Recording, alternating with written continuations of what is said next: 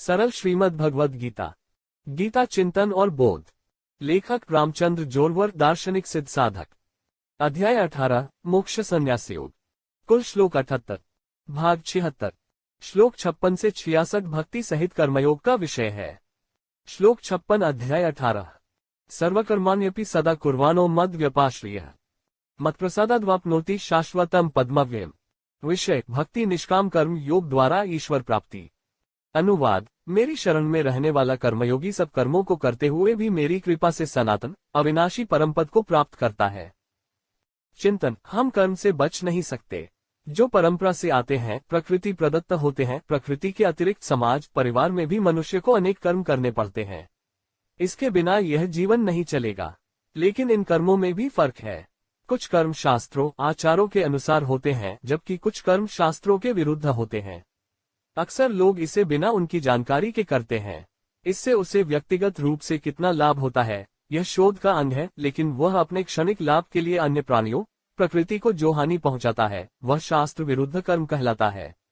आजकल देखा जाता है कि सड़कों पर बिना वजह वाहन खड़े कर दिए जाते हैं। जरूरत न होने पर लोग वाहन ले लेते हैं। काम न होने पर भी वे उन वाहनों को लेकर सड़कों पर बेवजह भटकते रहते हैं। इसका सारा बोझ सड़कों और लोगों पर पड़ता है। भीड़ बढ़ रही है। भीड़ के बावजूद वे आगे बढ़ने की जल्दी में हैं। तब उनके सामने भीड़ होती है, विघ्न पड़ते हैं, पर कुछ क्षण के लिए भी वे संयमित नहीं होते। बिना किसी कारण के वे जोर जोर से हॉर्न बजाने लगते हैं। इतनी सारी चीजों में भी लोग धैर्य और अनुशासन नहीं रख पाते हैं। वे यह भी नहीं जानते कि वे कहां और किस लिए जा रहे हैं। लेकिन दूसरों को परेशान करने में, सिर उठाने में, उनका ध्यान भटकाने में इन विकृतियों की बराबरी कोई नहीं कर सकता। जैसे हम हड़बड़ी में होते हैं, काम के लिए अत्यावश्यकता होती है, वैसे ही दूसरों में भी अपने काम के लिए हड़बड़ी अत्यावश्यकता होती है। उन्हें इस बात का एहसास भी नहीं है कि बहुत से लोग बेवजह सड़कों को ब्लॉक नहीं करते हैं। लेकिन अब रक्त में शांति और संयम न होने के कारण और ऐसी संस्कृति के अभाव में वे इस तरह विकृत तरीके से लोगों का सिर उठाने में खुद को धन्य महसूस करते हैं। जब हम ऐसी विकृत भावनाओं को ईश्वर से जोड़ते हैं, प्रत्येक क्रिया उस ईश्वर की होती है, वह ठीक समय पर हमारे द्वारा करेगा, तो मन की यह उदासीनता और बेचैनी दूर हो जाती है। तब प्रत्येक कार्य सोच समझकर और धैर्यपूर्वक किया जाता है। कोई विकृति नहीं है, कोई विकार नहीं है। यही बात भगवान ने अपने शब्दों में कही है। यद्यपि मेरी शरण में रहने वाला सदा सब कर्म करता रहता है, तथापि मेरी कृपा से वह सनातन अविनाशी परमपद को प्राप्त होता है। बोध, हम दिन में जो भी करते हैं, अपने जीवन में शांति और स्थिरता लाने के लिए करते हैं। हम उस शांति और स्थिरता को नष्ट करने के लिए कर्म नहीं करते हैं। इसलिए हमें जानबूझकर अपने जीवन के इस धर्म का पालन करते हुए अपने परिवार और समाज की शांति और स्थिरता बनाए रखने का प्रयास करना चाहिए। उसे ही हम मानव कह सकते हैं, वरना तो जानवर ही अपने क्षणिक सुख के लिए दुनिया की सेहत बिगाड़ते हैं। इसलिए उन्हें जानवरों का नाम मिला है और हम इंसान कहलाते हैं। जीवन को ऊर्जावान बनाने की जरूरत है, इसे ऊंचा करने की जरूरत है। क्षणिक आलस्य के प्रयोग से उसका विनाश नहीं होना है। परमात्मा ईश्वर शांति, सुख, संतोष के प्रतीक है। जितना अधिक हम संसार में रहते हैं और विश्व में शांति का निर्माण करते हैं, उतनी ही तेजी से हम उस ईश्वर के करीब पहुंचेंगे। श्लोक 57, अध्याय 18। चेतसा सर्वकर्माणि मयि संन्यस्य मत्पर बुद्धियोगमुपाश्रित्य मच्चित सततम भाव। विषय, भक्तिपूर्ण निष्काम कर्म योग करने की ईश्वर की आज्ञा। अनुवाद, समस्त कर्मों को मानसिक रूप से मेरे स्थान पर अर्पण करके और साथ ही संबुद्धि रूप योग को अपनाकर मतपरायण बनो और मन को हमेशा मेरे स्थान पर रखो। चिंतन, ईश्वर ने मनुष्य को यहाँ बहुत सारी रियायतों के साथ रखा है। आपको यहाँ किसी भी कर्म के उत्तरदायित्व को स्वीकार नहीं करना चाहिए। करने की सारी भावना छोड़ दो। सभी कर्तव्यों और कर्मों को करने के लिए खुद को जिम्मेदार न समझें। निश्चय करो कि जो कर्म तुम्हारे हाथों से होते हैं वे परमेश्वर की इच्छा से होते हैं। इसलिए अपनी दृष्टि स्थिर रखो। जो भी करो भगवान की भावना से करो, भगवान का कर्तव्य समझो। वह काम भगवान पर छोड़ दो, यानी आपको उसे दोष नहीं देना पड़ेगा। बेशक मनुष्य परमेश्वर की इस कहावत की अलग तरह से व्याख्या करता है। वह केवल अपने स्वार्थ से भागता है और फिर हम अपने आप को गलत समझते हैं कि हम कोई भी कार्य करने के लिए स्वतंत्र हैं, किसी भी तरह से। एक स्थान पर आयोजकों द्वारा शराब के दुष्प्रभावों के बारे में जागरूकता पैदा करने के लिए एक शिविर का आयोजन किया गया। उस स्थान पर शराब पीने वाले लोगों को शराब के प्रभाव का प्रदर्शन दिया गया था। एक गिलास में शराब और दूसरे गिलास में पानी था। एक कीड़ा पानी में डाला गया, वहां कीड़े को कुछ नहीं हुआ। वही कीड़ा शराब के गिलास में डालते ही मर गया। प्रदर्शनकारियों ने शराब पीने वालों से पूछा, आप इससे क्या सीखते हैं? आपने इससे क्या सीखा? तभी सामने बैठा एक शराबी उठा और जल्दी से बोला, शराब पीने से पेट के कीड़े मर जाते हैं। तब आदमी को शराब पीनी चाहिए। इस प्रकार मनुष्य ही अर्थ का नाश करता है। इसलिए यहाँ के लोग गीता के महत्व को नहीं समझते हैं। मुझे समझ नहीं आ रहा है कि क्या सीखूं और इससे क्या सीखूं। वह अपनी बुद्धि की तरह इसके अलग अर्थ लेकर चलता है, उतना ही लेता है जितना अपना फायदा करता है। यह ईश्वर की वास्तविक वाणी है। यहाँ भगवान ने जीवन का तत्वज्ञान बताया है। इसे बड़े प्यार से माँ की ममता के साथ व्यक्त किया गया है। हाथों के लिए कुछ भी आरक्षित नहीं है। आज कोई भी हमारे अपने माता पिता, अभिभावक, गुरु, रिश्तेदार, मित्र, सहकर्मी ऐसा जीवंत तत्वज्ञान स्वतंत्र रूप से नहीं बताते हैं।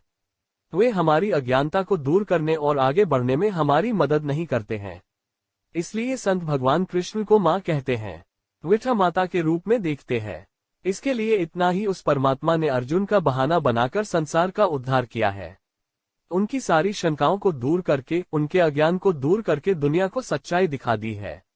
लेकिन अगर हम जीवन भर शराब के नशे में चूर रहने वाले इस महान प्रभु की वाणी का लाभ नहीं उठाते हैं, तो हमारे जैसा दुर्भाग्यशाली कोई और नहीं हो सकता। बोध, इस पृथ्वी पर मनुष्य की कीमत एक कीट से अधिक नहीं है।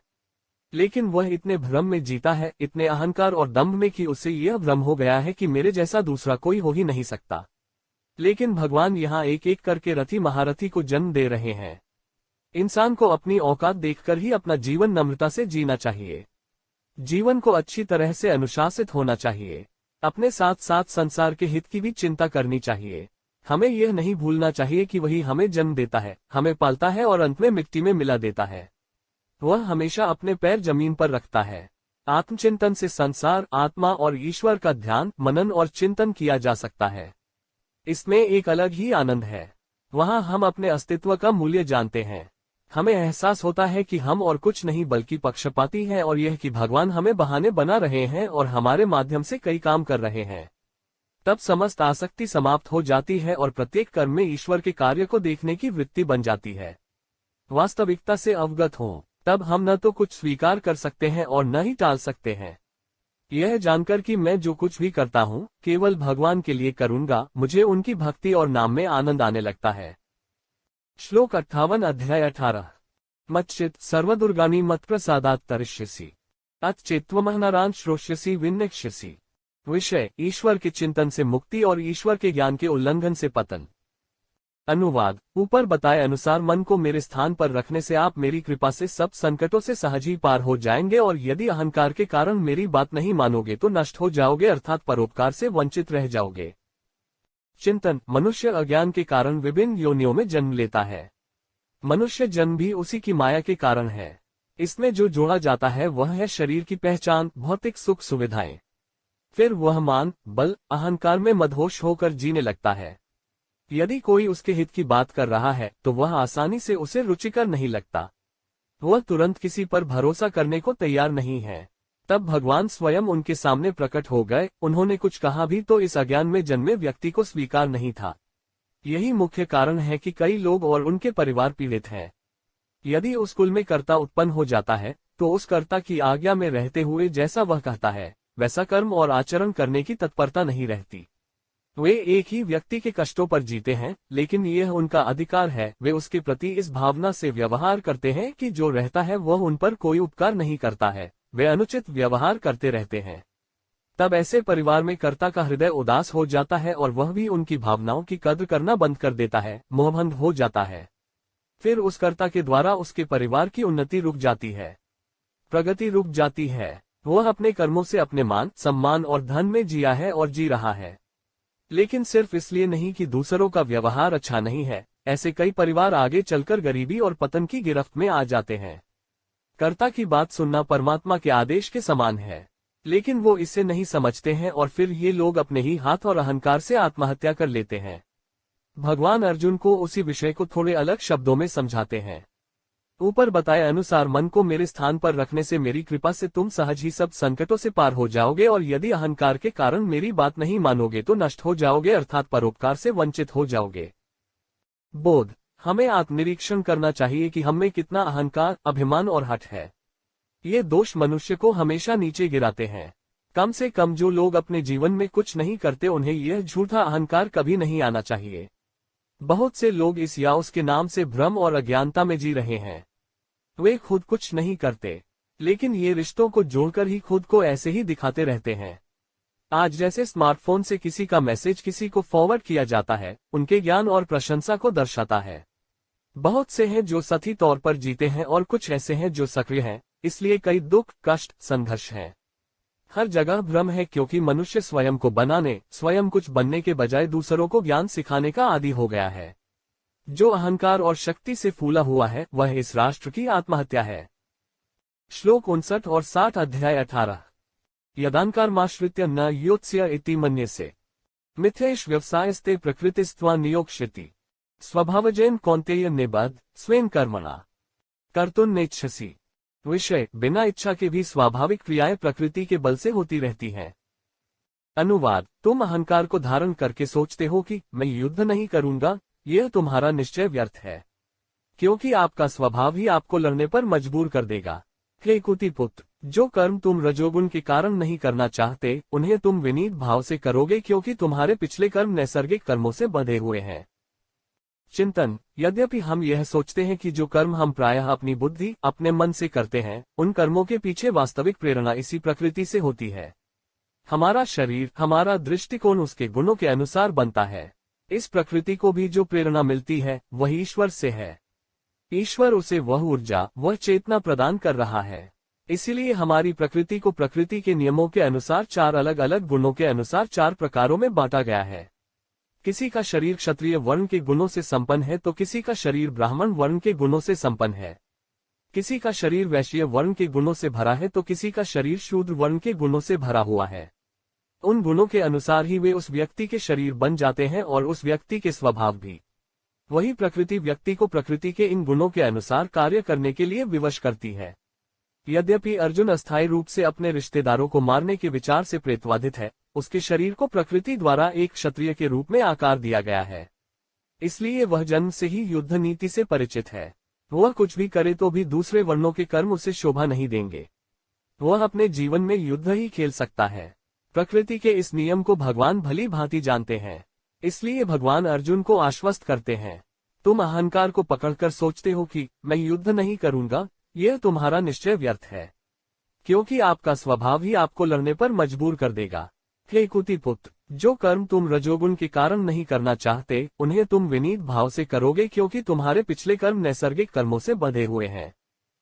बोध। अक्सर हम नहीं जानते कि हम जो करते हैं वह किसी से प्रेरित होता है, लेकिन हम समझते हैं कि भीतर से कोई शक्ति हमें उस क्रिया को करने के लिए प्रेरित कर रही है, और यही वह गुण है जो प्रकृति हम में पैदा करती है।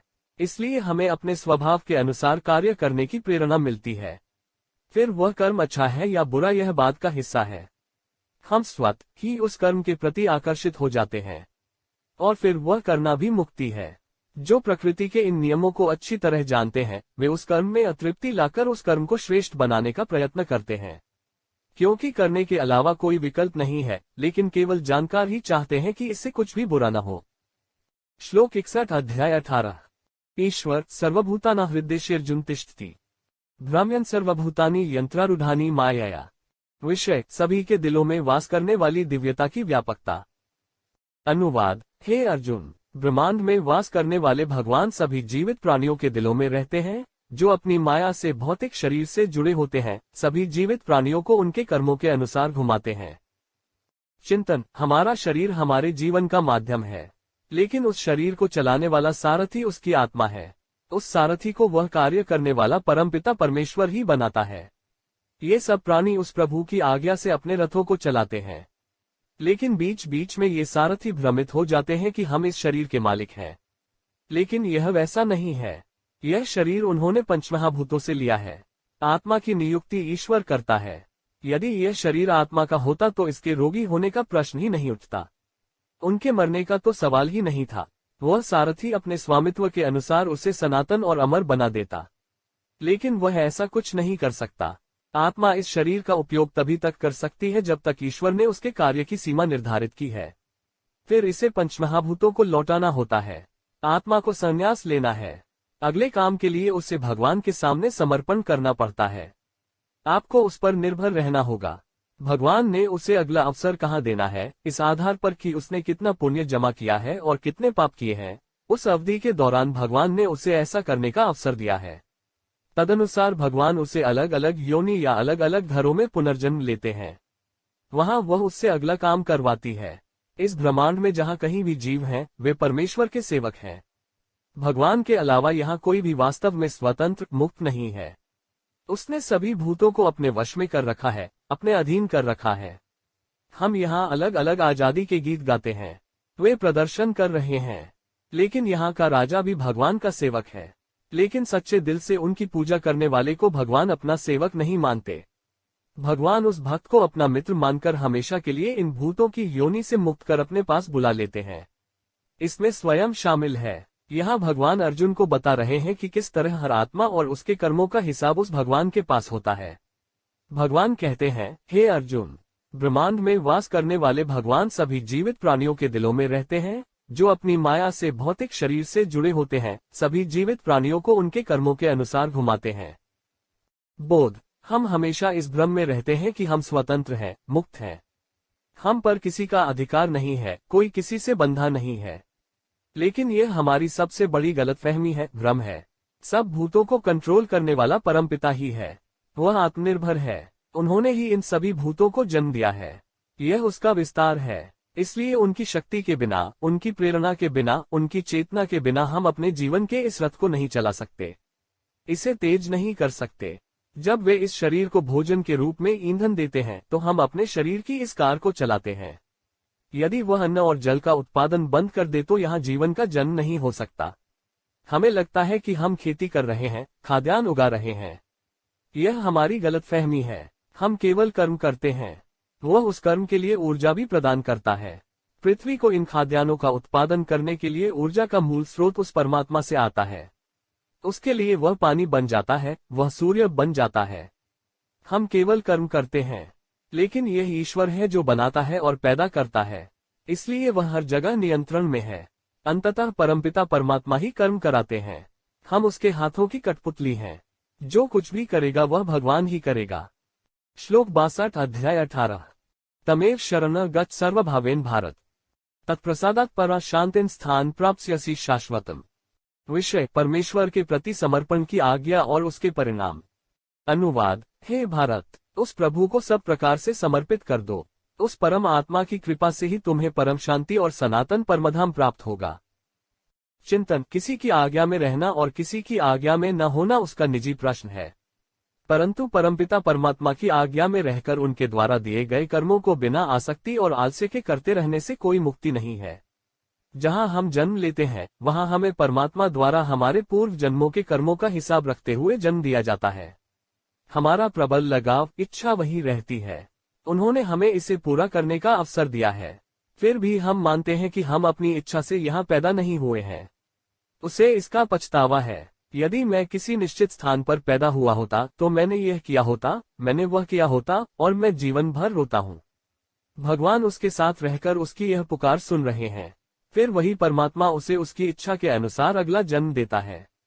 हमारा हर जन्म हमारी इच्छा के अनुसार होता है। भगवान इसमें दखल नहीं देते।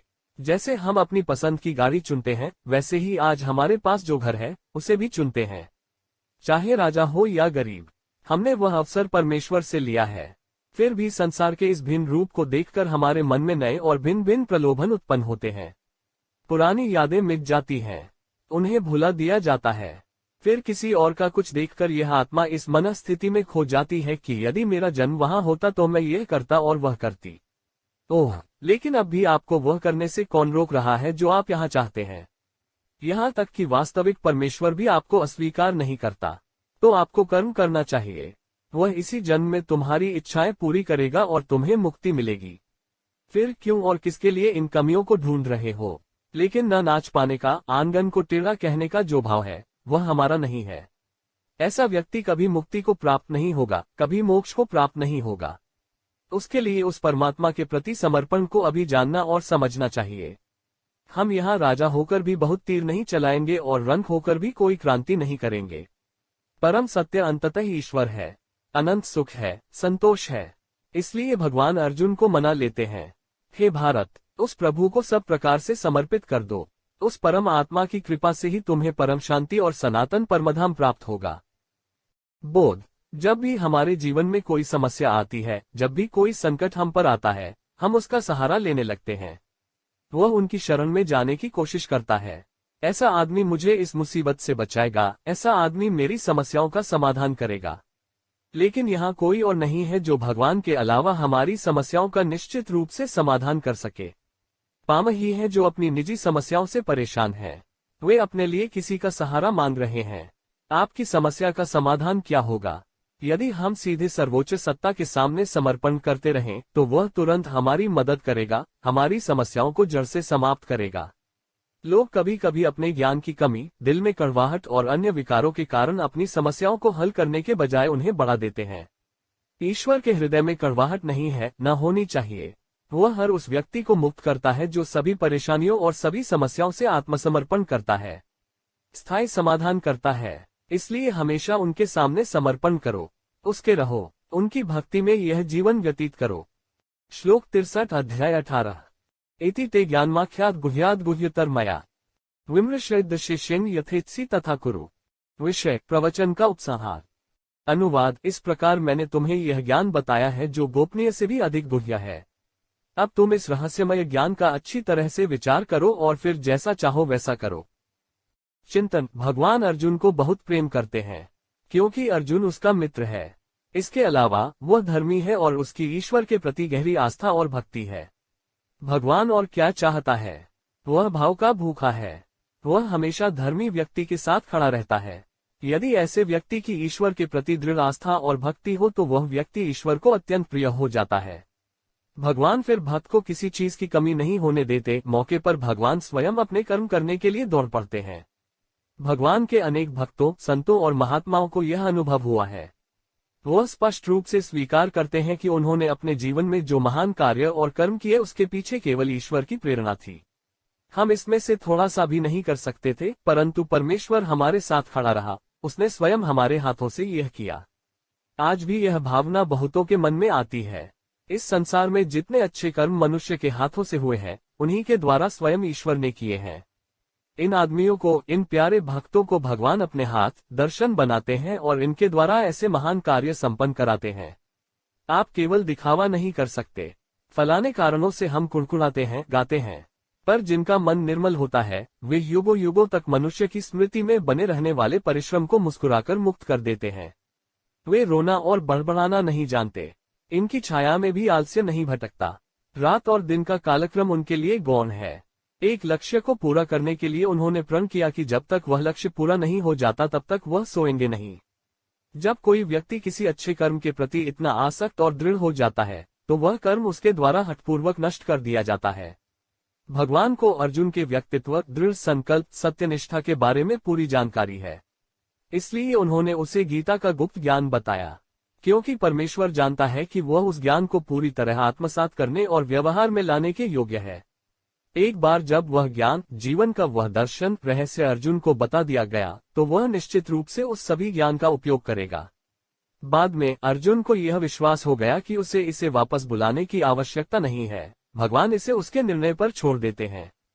भगवान कहते हैं, इस प्रकार मैंने तुम्हें यह परम गुह्य ज्ञान बताया है। अब तुम इस रहस्यमय ज्ञान का अच्छी तरह से विचार करो और फिर जैसा चाहो वैसा करो। बोध। जीवन में सीखने को तो बहुत कुछ है, पर सिखाने वाला कोई न हो तो वह जीवन अधूरा रह जाता है। जीवन को अज्ञानता में धकेलते, सुख दुख को किसी तरह सहते हुए, समस्याओं को सुलझाते हुए हम जीते रहते हैं। माता पिता, गुरु, माता पिता सब मिलते हैं, लेकिन आत्मज्ञान देने वाला और ईश्वर को प्रत्यक्ष दिखाने वाला कोई कहीं नहीं है। दुनिया सारे व्यापार सिखाती है, पेट विज्ञान पढ़ाते हैं, व्यापार करना सिखाता है, परंतु ईश्वर का ज्ञान कोई नहीं देता। अंत में उस परमात्मा को खोजने और उससे उस ज्ञान को प्राप्त करने का समय आता है। जब हम उनके सामने समर्पण करते हैं तो वे प्रसन्न होते हैं और फिर वे हमें जीवन का रहस्यमय ज्ञान प्रदान करते हैं। वह तब तक अपना काम करता है, लेकिन अगला कदम हम पर है। श्लोक 64 अध्याय 18 सर्वगुह्यत्मन भू यह शृणु में परमन्वच इष्टोसी में द्रिमिति ततो वक्ष्यामि ते हितम। विषय अर्जुन के प्रेम के कारण उपदेश की पुनः दीक्षा। अनुवाद फिर से मेरा सबसे गुप्त वचन सुनो, सभी रहस्यों का सबसे गुप्त। आप मेरे परम प्रिय हैं, इसलिए मैं आपको यह परम हितकारी वचन बताने जा रहा हूं। चिंतन। भगवान ने अर्जुन के प्रेम के कारण उसकी भक्ति और विश्वास को देखते हुए उससे यह अत्यंत गूढ़ गीता ज्ञान बताया और आगे उसे अपने कार्यों को करने का तरीका सौंपते हुए भगवान अंत में उसे उस सबसे रहस्यमय ज्ञान का संक्षिप्त विवरण बताना चाहते हैं। जब एक माँ अपने बच्चे को पढ़ने या काम करने के लिए कहीं दूर भेजती है तो वह उसे बार बार जीवन भर की शिक्षा, संस्कार की याद दिलाती है। और भगवान अर्जुन को इस पूरे गीता ज्ञान का सार बताना चाहते हैं। भगवान ने यहाँ कारण भी बताया है। भगवान अर्जुन से कहते हैं कि तुम मेरे परम प्रिय हो। किसी के प्रति अचानक प्रेम नहीं हो जाता, आत्मीयता विकसित नहीं होती। उसके लिए एक दूसरे के कर्ज संबंधों को मिलाना होगा। हमें एक दूसरे के लिए प्यार और सम्मान विकसित करना होगा, तभी एक दूसरे का इतना ख्याल रखने लगते हैं। आजकल लोग मिलकर कोई भी करीबी रिश्ता बना लेंगे, लेकिन इसमें प्यार और विश्वास के अलावा सभी शर्तें होती हैं। यह एक अनुबंध है, यह एक समय सीमा के साथ किया गया जमा है। एक दूसरे की आवश्यकता पूरी हो जाती है, जिससे अनुबंध हो जाने पर समाप्त हो जाता है। वह सावधि जमा रद्द कर दी जाती है। अर्जुन और भगवान के पास ऐसा कोई सीमित अनुबंध, सावधि जमा नहीं है। दो शरीर हैं, एक आत्मा है। एक है नर और दूसरे है नारायण, इसलिए उनका इतना मजबूत रिश्ता है। जहां अर्जुन की हार होती है वहां भगवान कृष्ण को अपनी हार का एहसास होता है। इसलिए वे इतनी लगन से, इतनी आत्मीयता से, इतने जोश से अर्जुन को जीवन का शाश्वत रहस्य बता रहे हैं, बार बार अर्जुन की शंकाओं को दूर करते हुए। अब भी वे अंत में उन्हें उस गीता ज्ञान का संक्षिप्त सार देना चाहते हैं। बोध। जब एक कक्षा में पूरे वर्ष अध्ययन करने वाले छात्रों की परीक्षा लेने का समय आता है तो उन छात्रों के शिक्षक वर्ष के अध्ययन का सारांश देते हैं। साथ ही हम अपने पिछले जन्म में जीवन के बारे में जो कुछ भी ज्ञान प्राप्त करते हैं उसे भगवान अंत में हमसे संशोधित करते हैं। यह मनुष्य जन्म लेकर हमने क्या सीखा, क्या किया, पढ़िए कितने पाप हुए हैं और कितने पुण्य हुए हैं, क्योंकि हमारे अगले जन्म का फल इसी पर निर्भर करेगा। फिर हम कैसे और क्या होंगे यह इस पर निर्भर करता है। श्लोक 65 अध्याय 18 मन्ना भव मद्भक्तो मद्याजी मां नमस्कुरु मामे वैश्यसी सत्यम ते प्रतिजाने प्रियोसी में। विषय परमेश्वर की आराधना करने की आज्ञा और उसके परिणाम। अनुवाद। हे अर्जुन, तुम मेरे स्थान पर अपना मन लगाओ, मेरे भक्त बनो, मेरी पूजा करो और मुझे नमस्कार करो। जब तुम ऐसा करोगे तुम मेरे पास आओगे। मैंने तुम्हें सच बताया, क्योंकि तुम मेरे बहुत पसंदीदा हो। चिंतन। यदि आप किसी अविश्वासी अजनबी पर अपना भरोसा और आस्था रखते हैं तो क्या वह कभी आपका भला कर पाएगा। अक्सर करीबी लोग भी धोखा देते हैं। दुनिया इतनी परवाह नहीं करेगी जितनी माता पिता अपने बच्चे की देखभाल करेंगे और उसका कल्याण करेंगे।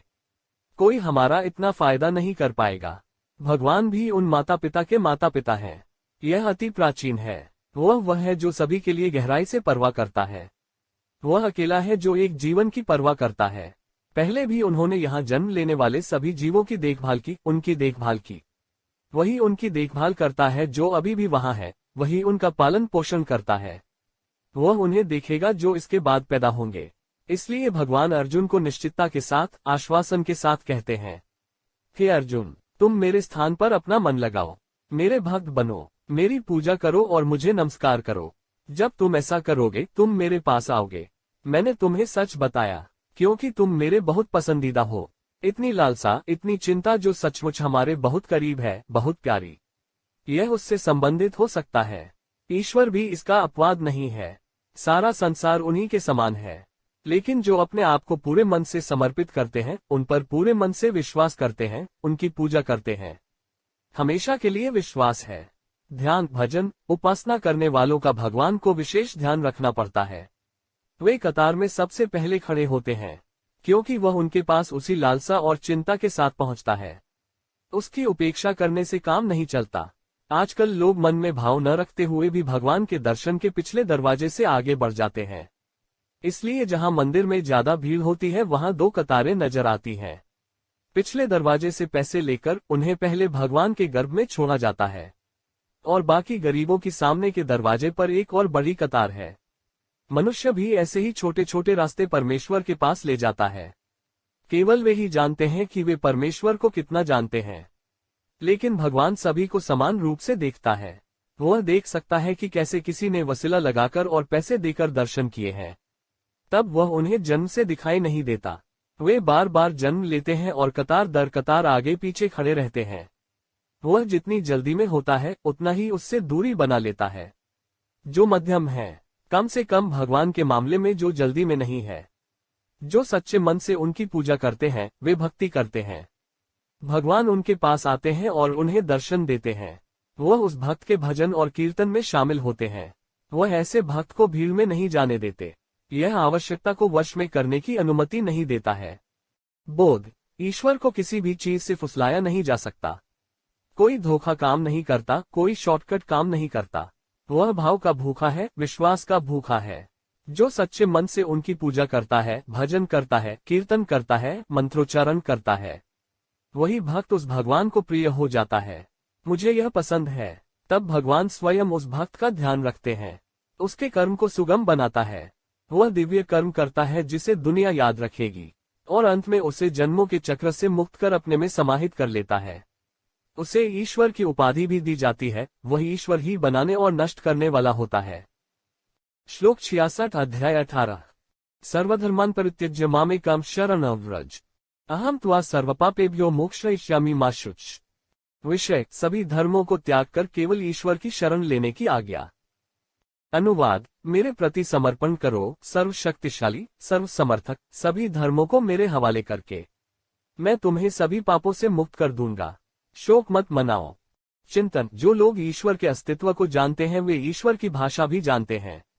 लेकिन जिन्हें भगवान के बारे में भ्रम और संदेह है वे भगवान की भाषा नहीं समझते। कोई शब्द नहीं है, वहां केवल कीमत रह जाती है।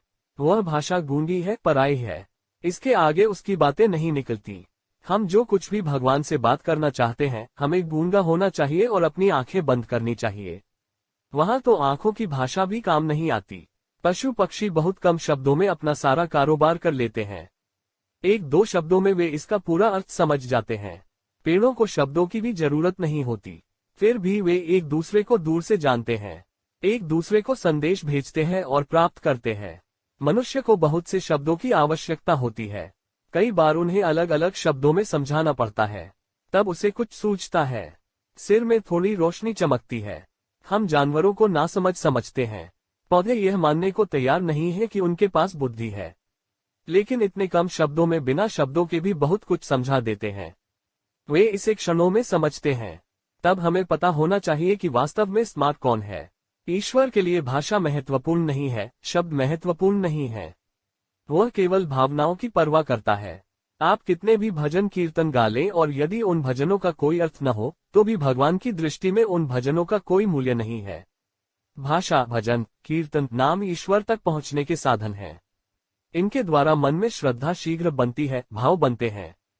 क्योंकि शब्द हमें मन के बाहर अधिक जीते हैं। यह बाहरी दुनिया में अधिक चलता है। फिर उस भटकते मन को पकड़ने, वश में करने और स्थिर करने के लिए भजन कीर्तन, नाम साधना ही मुख्य साधन है। इसके बाद ध्यान करना होता है और फिर उसे साकार करके ईश्वर से संवाद करना होता है। इसी संदर्भ में भगवान अर्जुन को ठीक से समझा रहे हैं।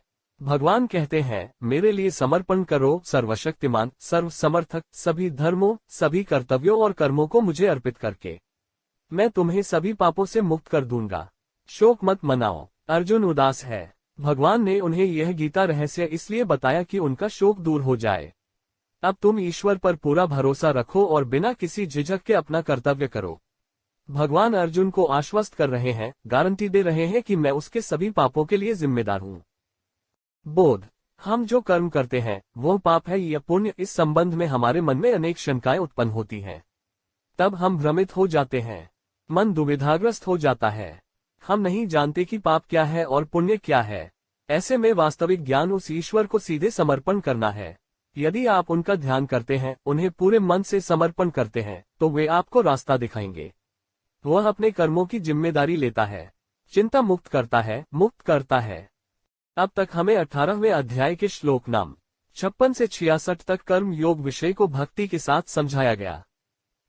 श्री कृष्णार्पणमस्तु।